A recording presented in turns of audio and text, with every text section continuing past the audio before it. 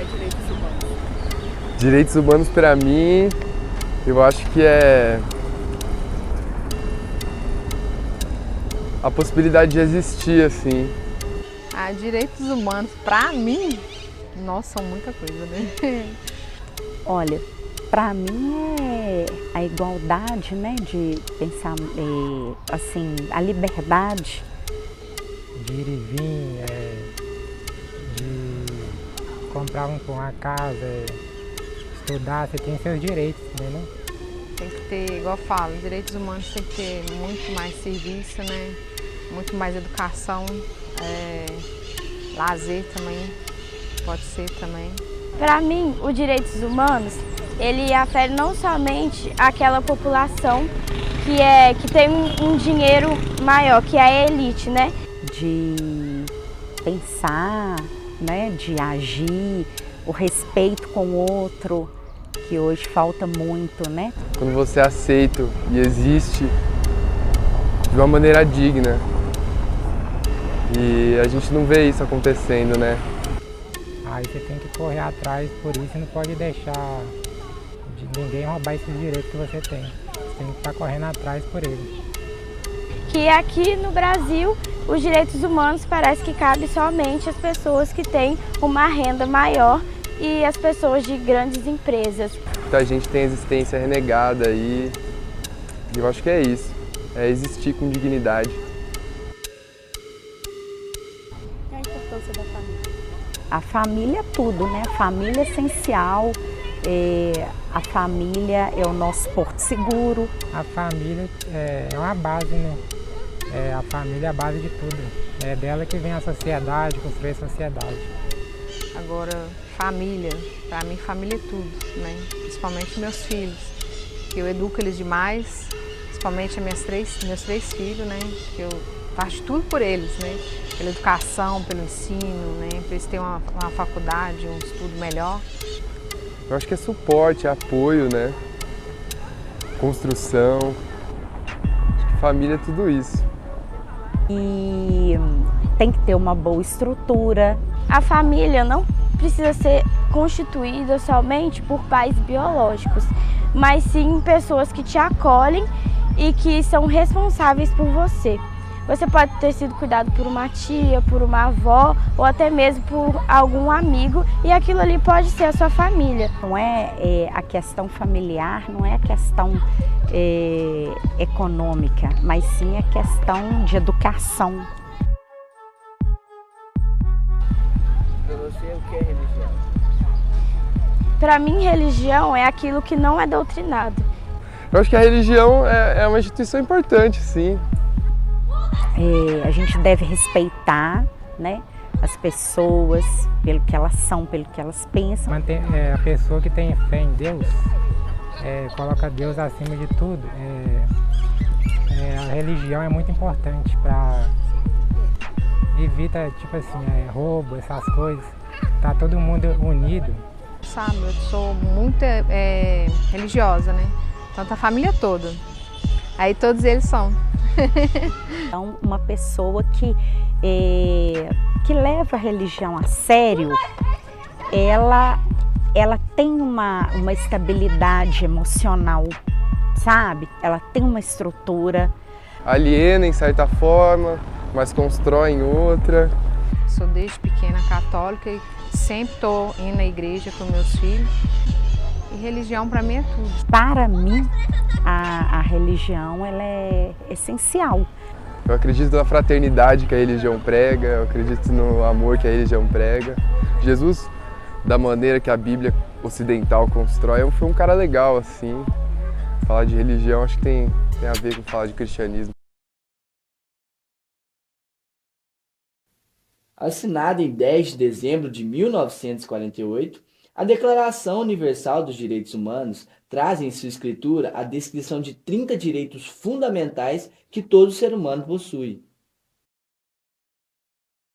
Os direitos e garantias fundamentais, eles ficam ligados dentro, né, do limite territorial de um país. Por exemplo, a gente tem, né, os nossos direitos e garantias fundamentais previstos na Constituição.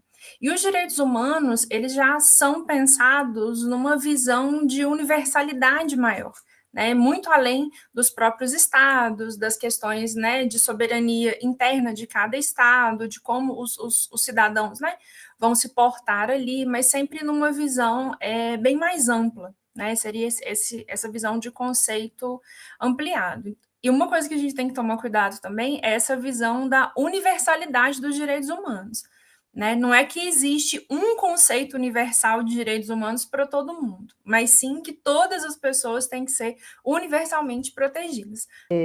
Nós estamos falando, direitos humanos, que parecendo que é uma coisa subjetiva, mas não é. Nós estamos falando de direito a trabalho, direito a acesso à água limpa, direito a saneamento, direito à vacina, direito a ter uma escola próximo da sua casa, direito de você circular na cidade. A gente estava debatendo recentemente o tarifa zero e a gente vê às vezes o campo da direita se apropriando de debates que são históricos nossos, como, por exemplo, a renda mínima, que não é a bolsa, o auxílio, mas a renda mínima universal está sendo discutida em países de primeiro mundo, né? E aqui no Brasil, os direitos humanos ficou muito pautado na questão ideológica que defende bandido.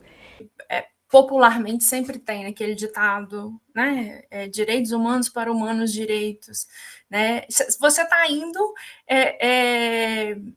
contradizendo toda a questão da universalidade dos direitos humanos. No Brasil, 3 questões principais atravessam a nossa vida em sociedade. São elas: a família, a política e a religião. Como esses 3 se relacionam e se articulam com os nossos direitos humanos?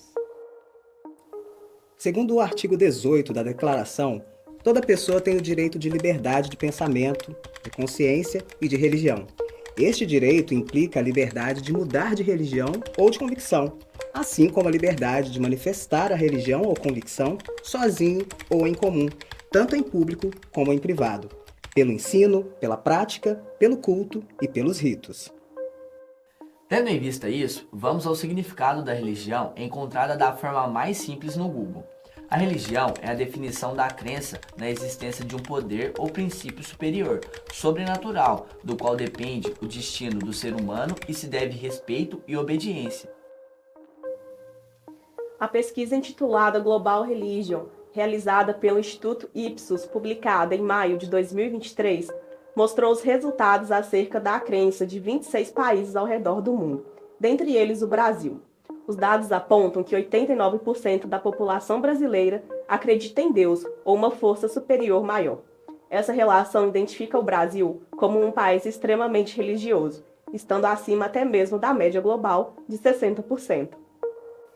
A mesma pesquisa mostra que 70% dos brasileiros se identificam com o cristianismo, tendo somente uma pequena parcela de 5% dos entrevistados que afirmaram ter outras crenças. Segundo o ditado popular, religião e política não se discutem. Será mesmo?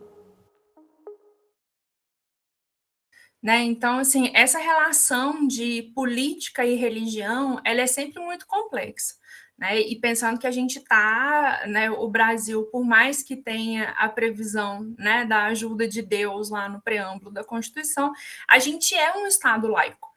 Né? E o Estado laico ele tem função de garantir que as pessoas que vivem nele ou que visitam, né, sejam os cidadãos ou os turistas, eles têm direito de manifestar qualquer que seja a sua forma religiosa, inclusive não manifestar religião nenhuma. Eu entendo que o Estado laico é um ganho democrático que precisa ser preservado e aperfeiçoado. Ele é um desenho, ele é um modelo, ele é um horizonte. E a ideia de laicidade preserva a religião como força na sociedade, como direito individual, mas cria uma linha que é importante para preservar o espaço público como um espaço de respeito a uma pluralidade que existe na sociedade. Esse discurso ideológico que tem crescido, porque ideologia não é o problema é o fundamentalismo que está por trás dessa ideologia, que coloca as pessoas para se agredirem, para agredirem religiões, e para a gente é muito caro defender o direito das matrizes de religião africana possam também ganhar visibilidade nesse país e ser respeitada como outras religiões. Quando a gente pensa na religião, né, a gente está pensando nessa religião eurocentrada, né, principalmente nas visões cristãs de religião, né, porque aí a gente já vê como é diferente quando a gente vai falar da intolerância religiosa, que ela não acontece aqui no Brasil, por exemplo, com religiões que são cristãs, né? Sejam elas católicas ou evangélicas, não são na mesma medida que a intolerância religiosa acontece com as religiões de matriz africana. Eu chamo Marcelena Aparecida de Oliveira Assunção, nascida 27/11/56, tenho 66 anos, sou natural de Uberlândia, né? E estou aqui pela segunda vez em Belo Horizonte. Eu nasci dentro do Espiritismo, né? Que meu avô era Allan Kardec. Aí depois que meu avô faleceu, aí meu pai, para ele poder dar continuidade, mas aí ele foi para Umbanda, né? E assim a gente manteve o nosso terreiro na Umbanda por muitos anos. Aí meu pai faleceu, eu estou na 4ª geração na casa, né? Mas aí logo eu me iniciei dentro do Omolocô, que o Omolocô é uma continuidade da Umbanda, né? Mas com mais fundamentos que a gente fala hoje, né? E para mim é a religião que eu nasci, que eu me criei e assim até os últimos dias da minha vida. Para a gente conseguir entender, né, a aplicação dos direitos humanos se a gente não tiver essa visão, né, de que religião que a gente está falando. Porque por muitas vezes é muito fácil deixar aquela religião que é hegemônica, né, aquela religião que é entendida como a maioria de todo mundo, como se ela não incomodasse, né? Como se ela fizesse só bem para as pessoas, mas esquecendo que a gente tem várias outras pessoas de várias outras religiões, né, que podem se sentir, e se sentem com razão, que são, né, que sofrem alguma forma de discriminação e preconceito. Eu vou te responder que existem experiências religiosas que se pautam na caridade. E a caridade, ela tem um lugar na sociedade. Tipo assim, quem tem fome tem pressa. Mas, na minha visão, isso é absolutamente insuficiente para promover justiça e garantia de direitos. Agora, também existem exemplos de experiências religiosas que, para além da caridade, incidem politicamente na sociedade, buscando soluções estruturais e estruturantes. Vou dar o exemplo da teologia da libertação, das comunidades eclesiais de base, de uma crítica a partir da fé ao capitalismo, por exemplo. O papel das religiões é fundamental para a manutenção espiritual das pessoas, para manter vínculos familiares, vínculos comunitários, mas é importante politizar o debate. Nós sabemos hoje também o quanto a Igreja Católica contribuiu para a manutenção da escravatura, o quanto a concentração de patrimônio que estão ainda em muitas religiões. Então, assim, há uma distorção e uma invasão do ponto de vista econômico e político, usando o nome e usando a religião para isso, né? E como a religião afeta o íntimo da pessoa, é um desafio grande para o campo da esquerda e para os direitos humanos. Essa linha tem que ser amadurecida e construída, preservada e aperfeiçoada na experiência democrática. Então, Reconheço a influência da religião e a sua legitimidade, mas acredito que há uma linha que o Estado laico estabelece para que o espaço público preserve noções de respeito à diversidade e à pluralidade existentes na sociedade. Não pode ser uma influência que se apropria da arena pública e do Estado. A minha casa tem mais de 60, que é da época do meu avô, né? A gente não teve nenhum tipo de intolerância e nenhum tipo de preconceito da minha casa, né? Meus vizinhos são excelentes, inclusive um vizinho de frente é evangélico, que a gente foi nascido e criado junto, nunca tiveram assim uma reclamação de nada, né? Porque na minha casa a gente tem um horário para começar e tem um horário para terminar. Principalmente na nossa cidade, né? A gente não vai dizer que é exatamente os nascidos ali na nossa cidade. Eu creio que são pessoas que veem de fora e não conhecem a nossa tradição, né? Agora, no dia 9 mesmo, a gente passou por uma situação, né, muito triste lá, né? Que o pessoal tinha um grupo de congado que estava indo embora e passando ali o pessoal de cima jogaram ovos, né? Então não jogaram ovos no grupo, né? Eles jogaram ovos na congada, né? Na nossa festa. Muito. O fanatismo religioso pode matar e mata. Não só subtrai direitos, que é grave, não só ataca direitos, o que é grave, mas ele pode se materializar em violência concreta e deliberada, em feminicídio, em depredação de terreiro. Ele pode se materializar em crime de ódio, homicídio, baseado em ódio contra LGBTs. Ele pode se materializar em queimar a casa de reza de aldeias indígenas.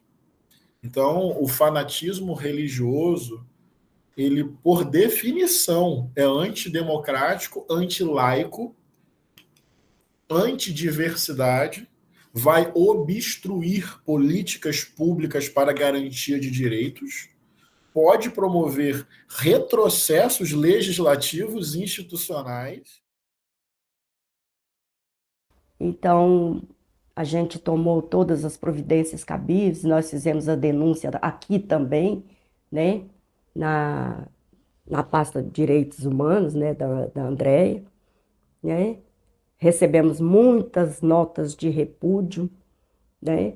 Eu sei que a nossa cidade está pensando, nossa, o que aconteceu com esses negros agora, né? Porque agora a gente também mostrou para eles a potência que é a nossa congada, a potência que é a nossa irmandade, né? E eu creio que ninguém vai querer fazer o mesmo, né?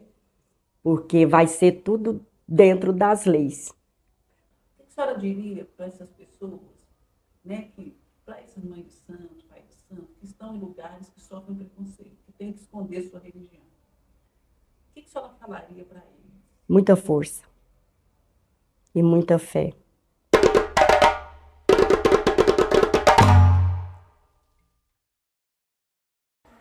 Sim.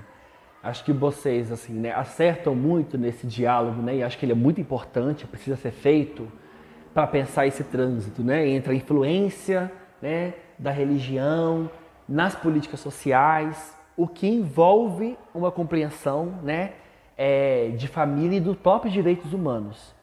Então vejam, quando a gente vai pensar a influência, né, assim, da religião no Estado, na formulação de políticas sociais, um dos pilares centrais do porquê a religião quer intervir no Estado, né, na laicidade, na religião das pessoas, inclusive, né, mas na dinâmica e na formulação das políticas sociais, é exatamente pelo pressuposto de que a sociedade ela está estruturada numa base comum que é o pilar da sociedade, que é a família.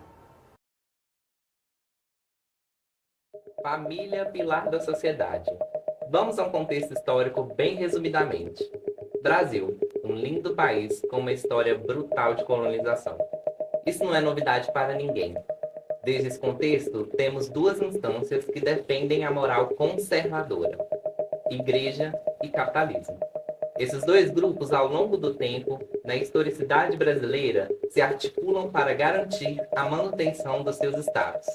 Acontece que, para isso, foi eleito um determinante em comum para essa articulação. E assim nasce a ideia de uma família tradicional. Declaração Universal dos Direitos Humanos, artigo 16. Homens e mulheres de maior idade, sem qualquer restrição de raça, nacionalidade ou religião, têm o direito de contrair matrimônio e fundar uma família. Gozam de iguais direitos em relação ao casamento, sua duração e sua dissolução.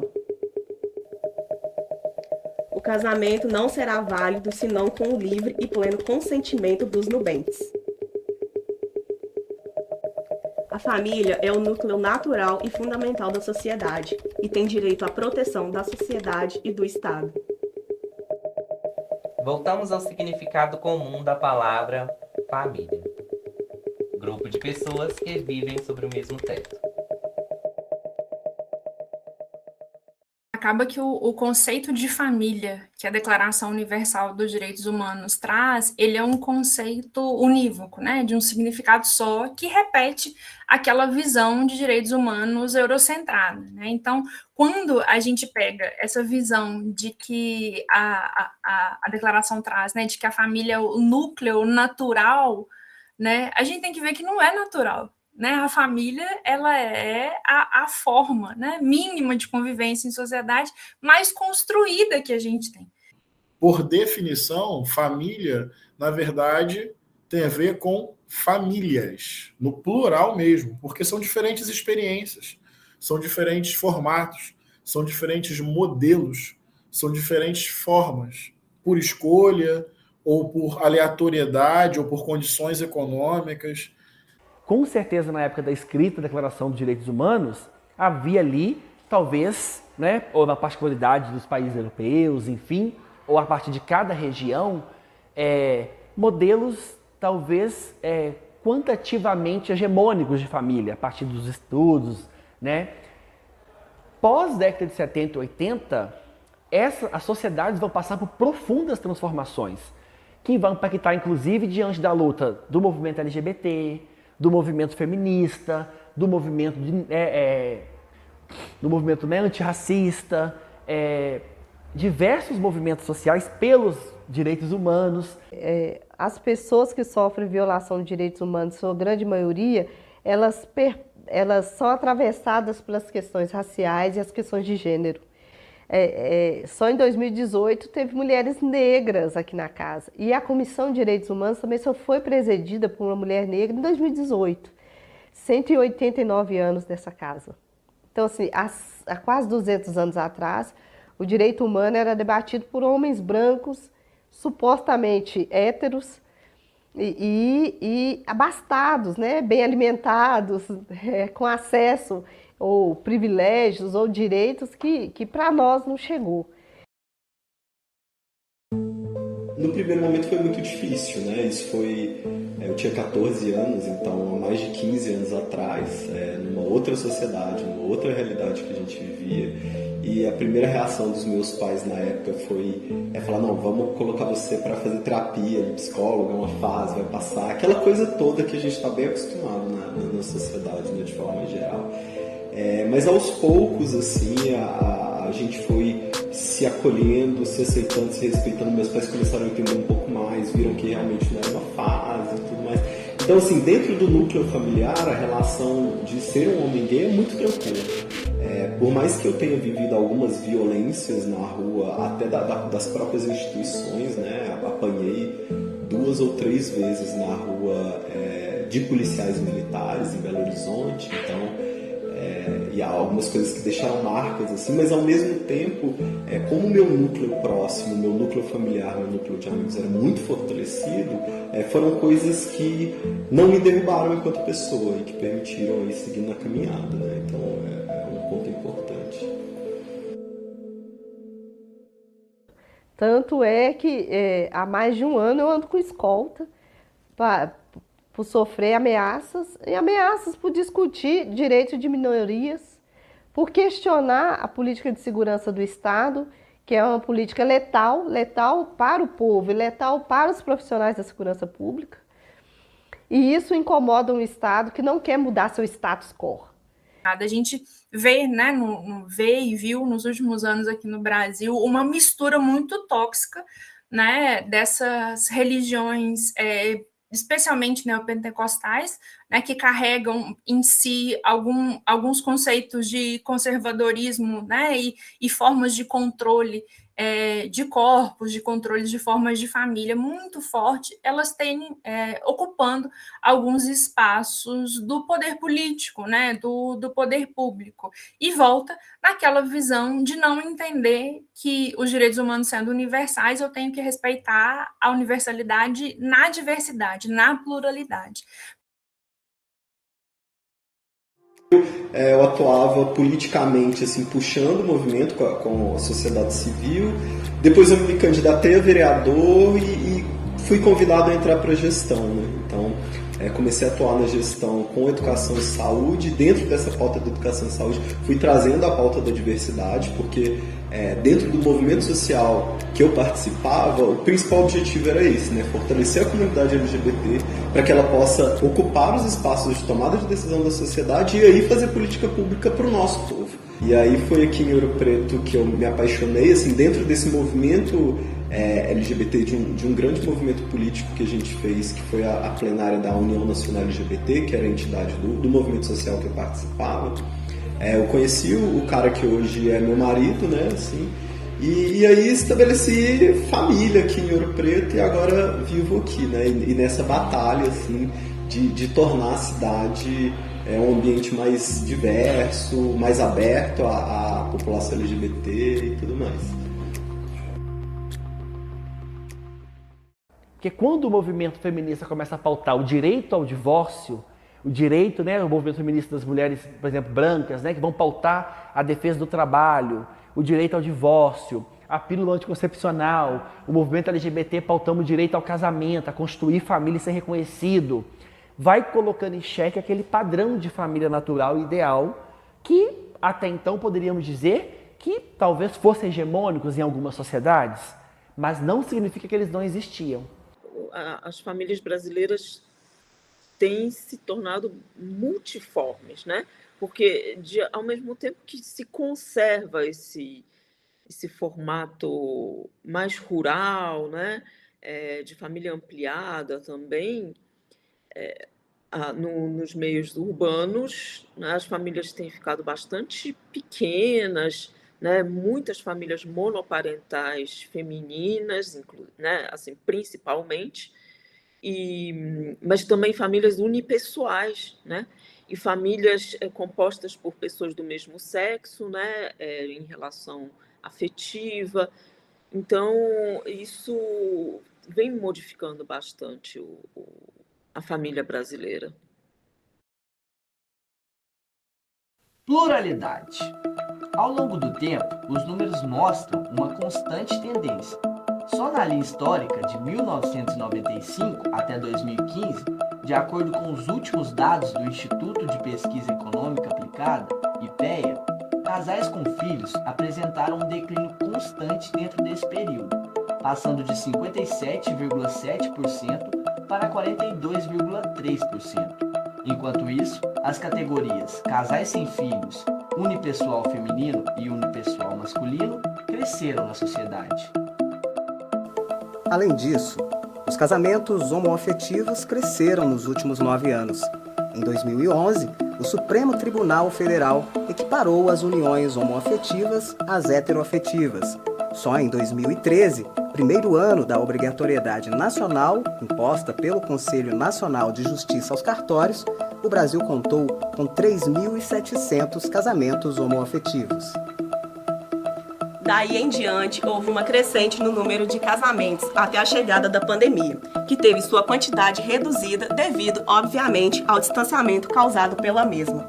Mas em 2022, o país atingiu o recorde anual, com 12.987 cerimônias constantes, que demonstram as transformações familiares da sociedade.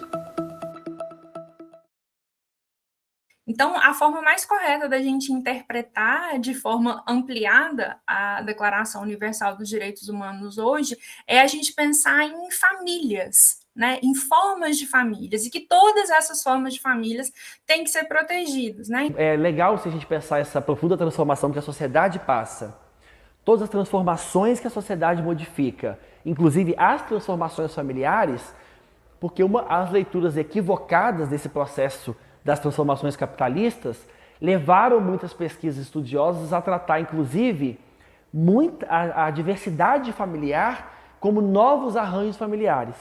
E as pesquisas vêm demonstrando que isso é um equívoco, na verdade, né? Na verdade, da década de 70, 80 para cá, fruto da luta dos movimentos sociais, né? Da luta pelos direitos humanos e das transformações reais, o que nós temos é uma visibilidade maior da diversidade familiar. E esse modelo, portanto, esse modelo tradicional, ele é uma violência. Ele é, se fosse tratado como possibilidade, beleza, é uma das possibilidades de família. O problema é quando isso se apresenta como verdade absoluta, fora da história, como se fosse transcendental, inquestionável, e você tenta mobilizar a lei para criminalizar outras formas de constituição de família. Aí é o absurdo do absurdo. Porque sequer dá conta do que vocês falaram aí, a vida real. A vida real não sustenta. E não estou nem falando apenas de diversidade sexual de gênero, que eu considero uma riqueza antropológica, cultural e humana. Mas, por exemplo, mães solos, e aí? Mães solos não constituem uma família? Ou uma criança órfã que mora com a avó não é uma família? Entende? Hoje em dia, no meio urbano, me parece que tem muito pouco clichê em relação às mulheres chefes de família monoparental, né? Até por conta da grande quantidade, né? Mais de 40% das mulheres são chefes de família no Brasil hoje, né? E dentro disso, então, a proporção de chefe de família monoparental é muito elevada também. A família quantitativamente, né, hegemônica no Brasil é a família monoparental feminina. Né? Não é nem a família ideal, né, padrão, né, de margarina, como a gente brinca, que é do pai e mãe com os 2 filhos. Maior família hoje, na realidade brasileira, é a família monoparental feminina. Né? Então, eles consideram que isso é uma desestruturação da família, que a família está em crise, o que é um equívoco. Na verdade, é mais de um do modelo de família que sempre existiu e que vem crescendo em número, convivendo com a diversidade familiar que sempre existiu. Em 2015, de acordo com o IPEA, no relatório Retrato das Desigualdades, a proporção de mulheres chefes de família já alcançava 40,5%. Na linha histórica, esse número já passava da casa dos 28 milhões. Atualmente, segundo dados do Boletim Especial 8 de março, Dia da Mulher, elaborado pelo Departamento Intersindical de Estatísticas e Estudos Socioeconômicos, 50,8% das famílias brasileiras são chefiadas por mulheres, o que corresponde a mais de 38 milhões de famílias. Mas essas igrejas, assim, oferecem uma certa... aquele processo de recuperação, e que elas vão poder superar, né? Essa ideia de superação dessa condição e que a vida delas vai melhorar, né? Então, existe até um encorajamento, né?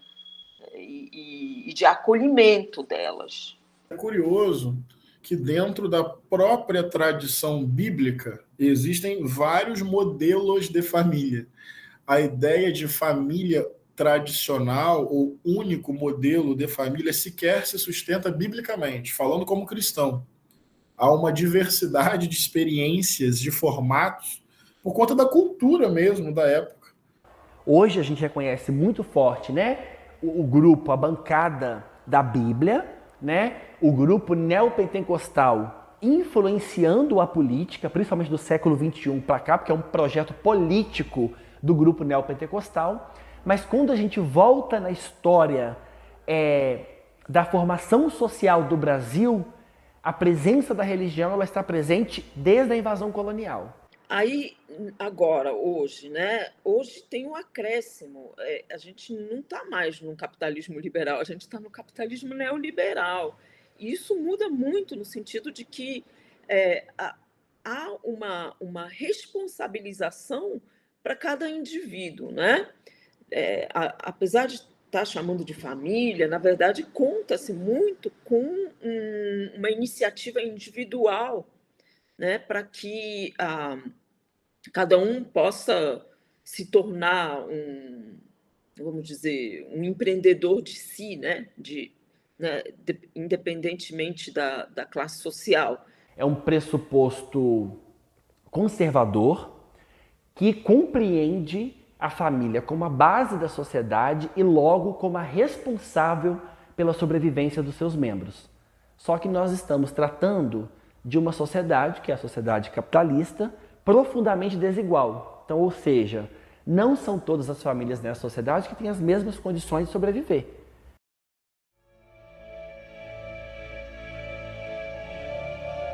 A família ela continua sendo um núcleo ainda que os direitos humanos têm que olhar com muito carinho, porque às vezes as violações podem acontecer no seu núcleo de forma muito mais difícil, né? A gente falou da importância de educação em direitos humanos. Quando a gente trata, por exemplo, na violência no âmbito familiar, né? As pessoas têm que conseguir enxergar, e não é um processo fácil, né? Assim, todas as pessoas, em maior ou menor medida, já passaram por momentos de violência dentro do núcleo familiar. De que a família é uma instituição social como qualquer outra, não é sagrada. Ela se transforma e se transformou ao longo da história da humanidade. Ela é uma instituição contraditória, né? Porque nós estamos falando de uma instituição que nós, como indivíduos, temos experiências muito particulares. A mesma família que protege uma adolescente que sofreu racismo na escola, acolhendo aquela criança e denunciando o racismo e milita no movimento negro, é uma família que pode expulsar sua filha trans por não aceitar a diversidade sexual.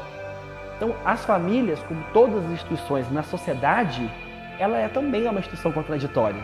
E por muitas vezes é difícil das pessoas entenderem, né, que elas estão sofrendo violência, que elas podem denunciar, que existe outra saída além disso, justamente por aquele conceito de família perfeita ele ser, né, sempre reverberado. Então, ela viola direitos humanos, ela protege suas crianças, ela protege idosos, ela protege pessoas com deficiência, mas também tem experiências de famílias de que são relações profundamente tóxicas, violadoras de direitos humanos. Não porque a família é boa ou má, porque ela é contraditória, construída por sujeitos contraditórios. Mas a igreja coloca ela num lugar idealizado.